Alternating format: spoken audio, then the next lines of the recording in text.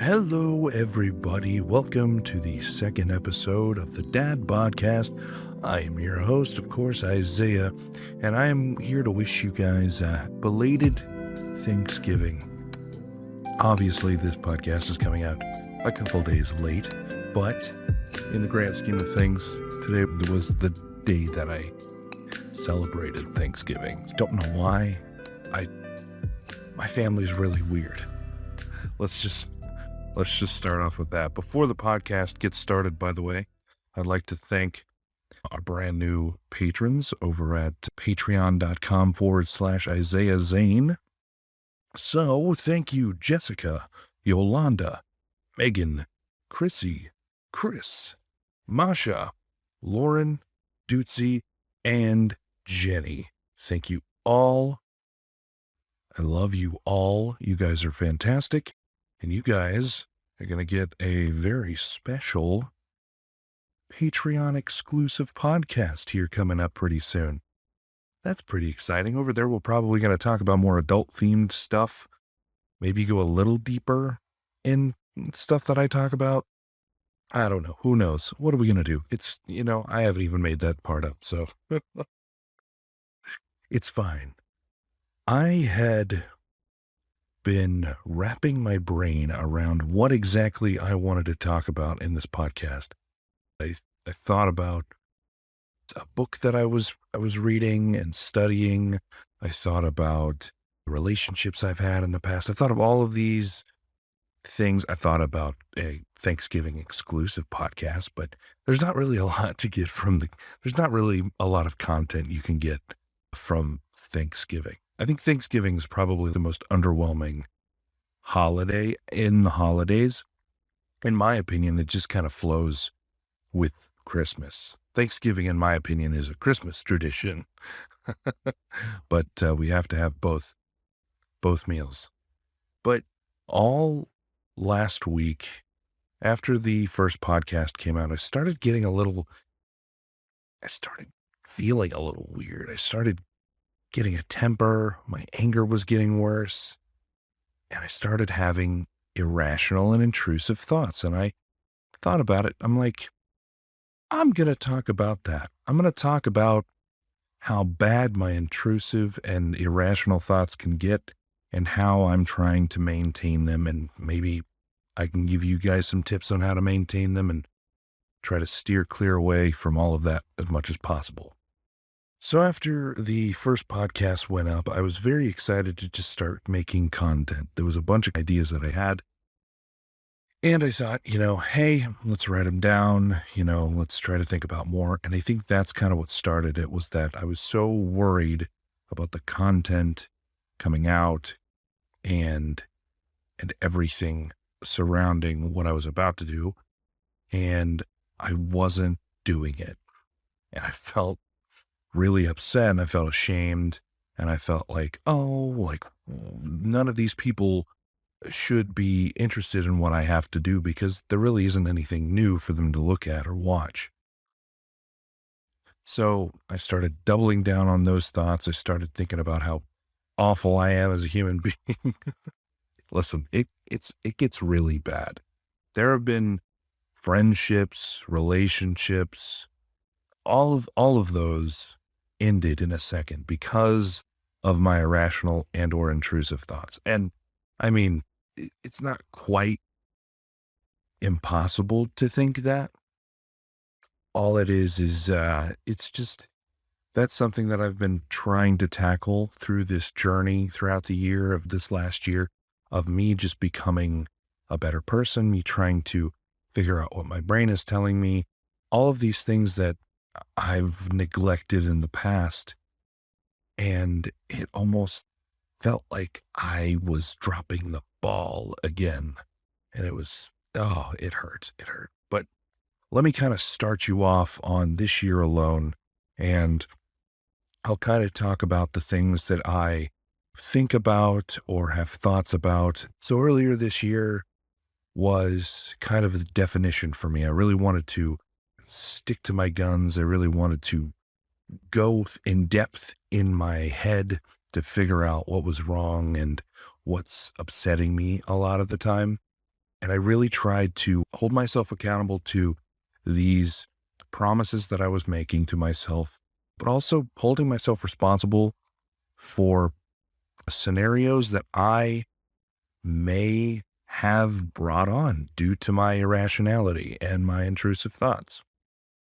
So this year alone, it was super, super specific. I really wanted um, to try to get those things done. And for the most part, I feel like I've done a good job. I'm not 100%. I don't think anybody would agree that I've been 100%. But throughout the beginning of this year, I had a relationship that I was in that had ended.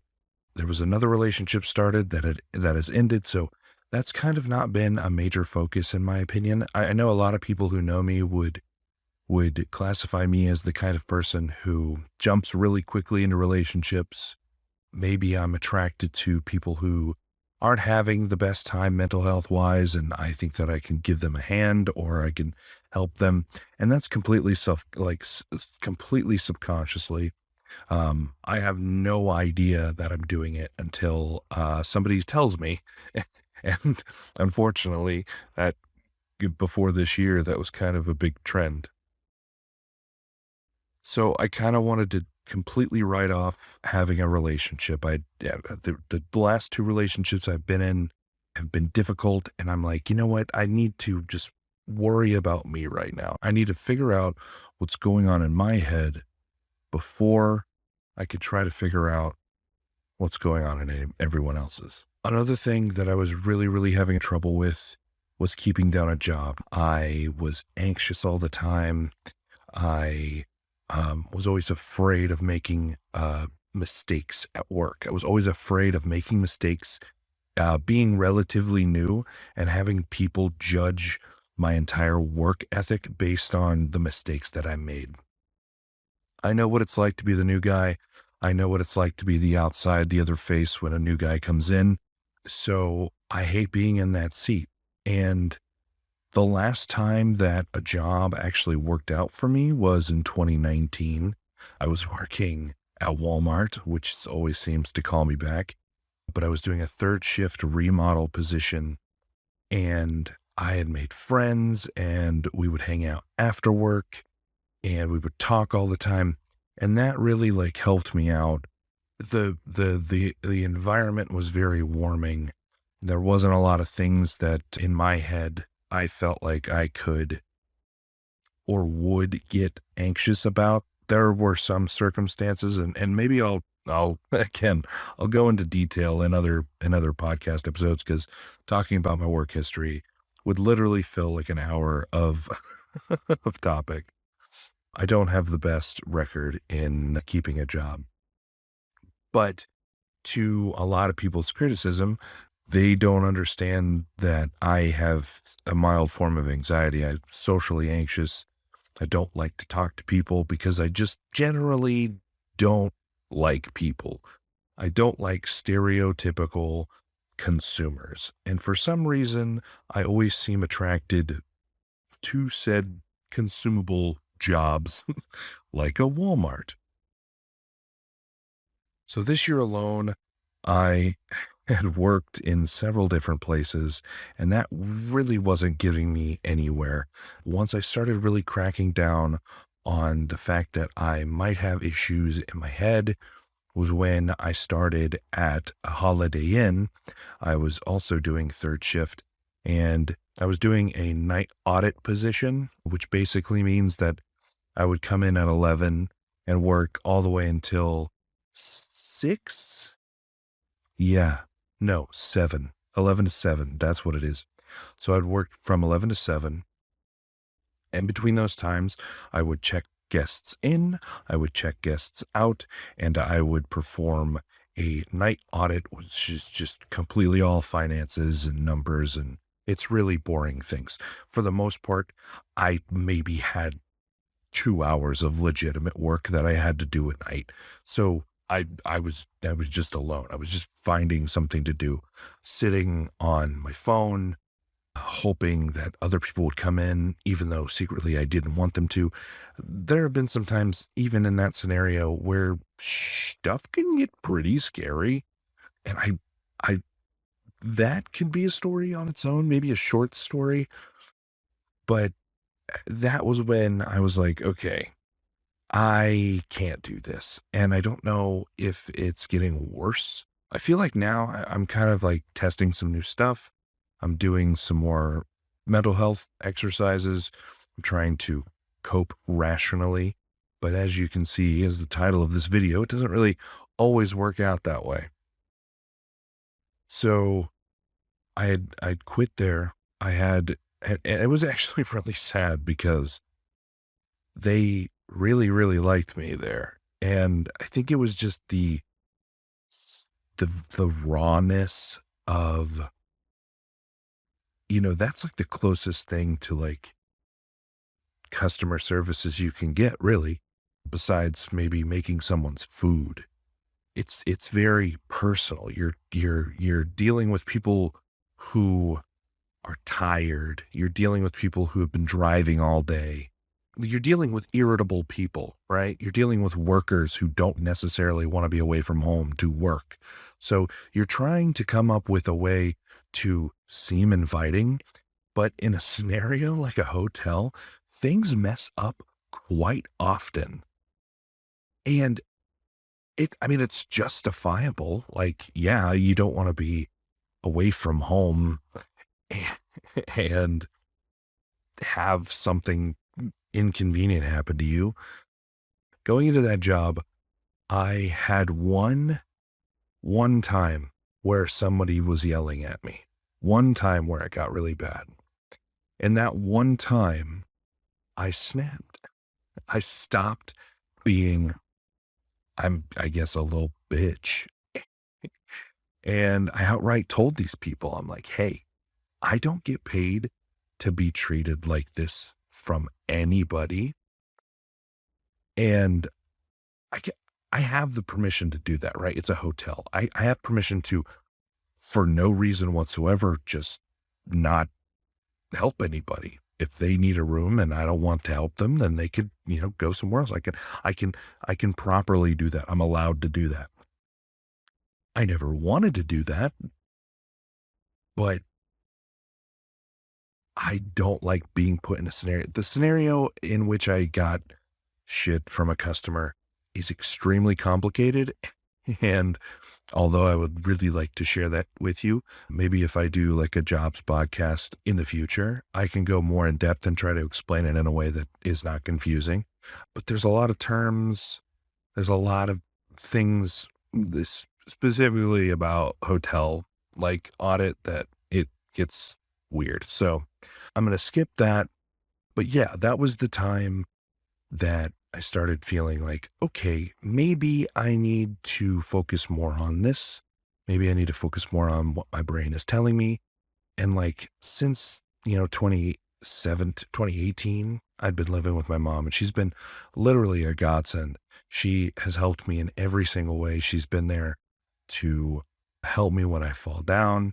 We've definitely had this conversation where it was like, I don't want to enable you to not be able to go get a job and pay for your bills and like leave.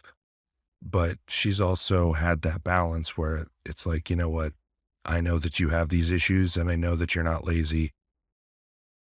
And that's the hardest part, is trying to explain that to people. And that in itself is a bit of an irrational thought, because why would people care too much about that? But I do tend to feel extremely bad and extremely stressed out just from that alone, that it makes it extremely hard to, sometimes I'm just like, I'm working on something, I'm really excited, maybe it's a video, and then that intrusive thought happens where it hasn't even been brought up. It's not even relevant at the time, but my brain just instantly thinks of, hey, you don't have a job. You're probably not going to make money on this video because you're such a small channel.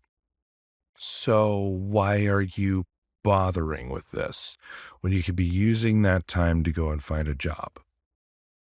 Those are the kinds of intrusive thoughts that most likely occur. I do have like romantic ones, like things in relationships. That doesn't really apply to me in this scenario because I haven't really been looking for that. So although that does happen quite a bit.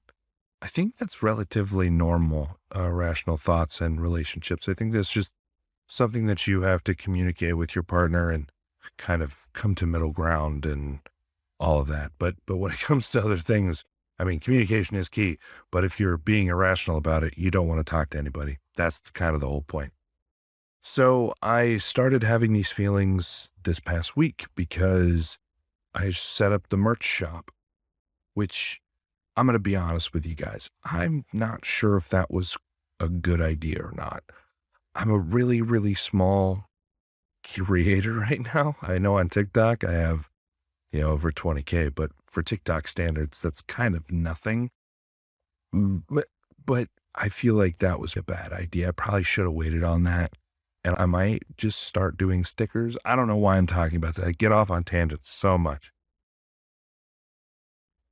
I launched the merch store through Teespring, and I was really excited. I had a whole bunch of these designs, and I released it, published it, had shared links around, and it hasn't really been the best. And I started thinking of, you know, granted, I don't want people to buy my stuff if they don't want to buy it. And that goes for everything. Like, I know it's really nice for people on Patreon to support me, and I think it's really cool. But if you're supporting me and you're not also giving me feedback or criticism, or if you're just saying, no, yeah, your stuff is perfect, but you like aren't really watching it, the views and the criticism is worth way more than a Patreon subscription. I want to know how I can improve my content because I know it's not perfect. I know it's not really even nearly as good as, most creators on YouTube, but that's the only way that I'm going to improve myself and learn is from getting criticism, constructive criticism. Don't tell me that like my ass is too fat or something, which wouldn't be a criticism, I guess, because I have a Hank Hill ass. My mind ultimately just went to these people aren't buying your merch because now they don't want to support you. Like they want to support you. They want to subscribe, maybe throw some money your way. But like merch is like, I didn't want to make merch that had my face on it. I didn't want to make merch that had my logo or my name on it because I wanted to make something that everyone would want to wear, something that's interesting and cool, as opposed to just having my logo on it. Because what if this doesn't work? Like, I know that's a cool form of advertising, but like, what if it doesn't work out? Then what? I'm just going to have shirts with my logo on it that don't mean anything. And it's kind of weird. After that, I went down this like rabbit hole of irrational thoughts. My friends help me a lot in my videos. I started thinking, man, they're seeming really not interested in like helping me make content and throwing new ideas out because they mostly do, but kind of just got to a point to where I was like, oh my gosh, is my obsession with trying to make content and trying to like make these videos, is this going to ruin my friendship with anybody? And that sent me. That was the thing. That was the thing that I was just like, oh my gosh. Because I know I get sick of thinking too much about making stuff. But once I can see it on my friends' faces, it's a little scarier. So that's kind of why I decided to take just a little bit off. I didn't want to go all out. I felt like I was pushing it way too hard. And I guess what I'm trying to do is I'm trying to give myself time. If something like that happens, if I have that feeling, obviously I want to talk to somebody about that. But that's something that I have fear of myself, is someone getting annoyed from me, whether it's me talking about hockey or wrestling or literally anything that I've ever been interested in. I don't want people to be annoyed with me. But I know that's not the case. I know that's not the case.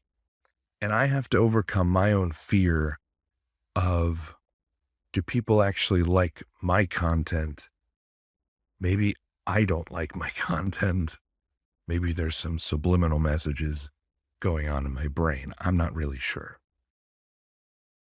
But the bottom line is, I kind of just want to shut my brain off, feel whatever I have to feel. Obviously, my feelings and emotions are still active and still helping me be aware of good and bad things.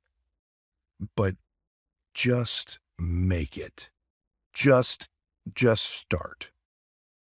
Just open your computer and just work. Start working. And maybe not shell out your videos. Start, find that passion that you had before and just roll with it. And that's what I'm going to do. That's what I'm going to do this weekend. I'm really, really excited about it.